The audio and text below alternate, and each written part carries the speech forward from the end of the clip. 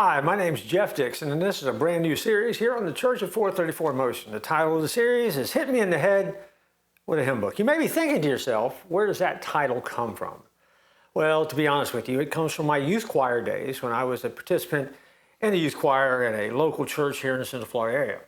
As we were at choir practice, youth choir practice used to be on Sunday afternoons, and we're there one day, and we're doing what teenagers do in a youth choir practice. Our choir director at the time was a little bit more intense than maybe he could have or should have been maybe with teenagers that he was working with. But as often teenagers will do, we were goofing off, and he was pretty serious about the music we were doing. And so as we were sitting there, it dawned on me at some point as I was looking at my friend who was goofing around and being extremely disrespectful. Notice in the story, I'm not being disrespectful.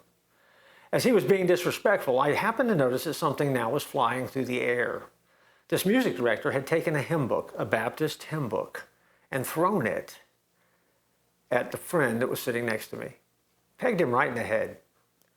I, in my deep, infinite wisdom, uttered the line, "You about hit me in the head with a hymn book." That's the title of this series. Not going to tell you what happened to the young man that got hit. Let me just put it this way. He was musically impaired for the rest of his life. And me, I'm still recovering.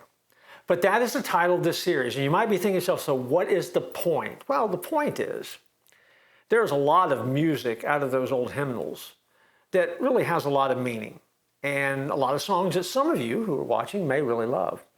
And so I have had an allergic negative reaction to hymnals ever since that particular event. Even though I went to seminary and survived a course called hymnology, where I had to kind of buy as my textbook, the Baptist hymnal.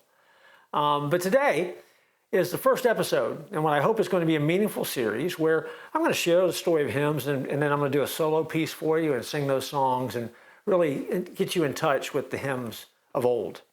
The story of today we're going to look at is the story behind Jesus Loves Me, a song that you're probably familiar with. Jesus loves me. This I know, for the Bible tells me so.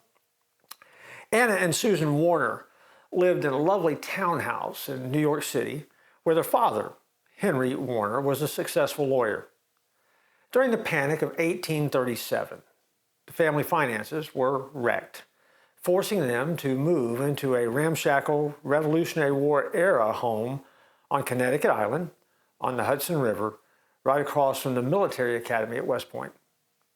Needing to contribute to the family income, Anna and Susan began writing poems and stories for publication. Anna wrote a book called Robinson Crusoe's Farmyard. Susan wrote The Wide, Wide World. And the girls launched parallel literary careers that resulted, when they came to the end of their life, in 106 publications.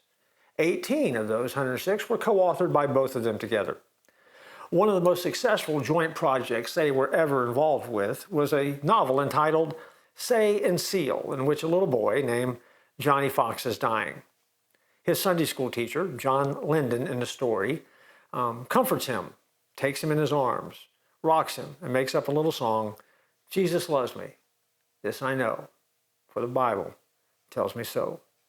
So the line that is so famous came from a novel called Say and Seal, written by Anna and Susan Warner. The novel became a bestseller. As a matter of fact, there was only one other novel that year that sold more copies, and that was a book called Uncle Tom's Cabin. Hymn writer William Bradbury read the words of John Linden's little song and set it to music. He wrote a musical score to go with it. Jesus Loves Me soon became the best-known children's hymn on earth. Now, despite their success, the Warner sisters never seemed to be able to recover from the staggering financial reversals of those 1836 years.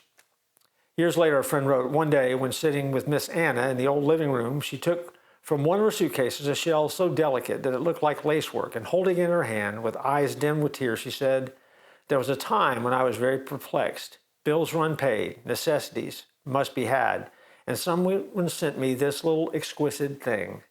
When I held it, I realized that if God can make this beautiful home for a little creature, he could take care of me."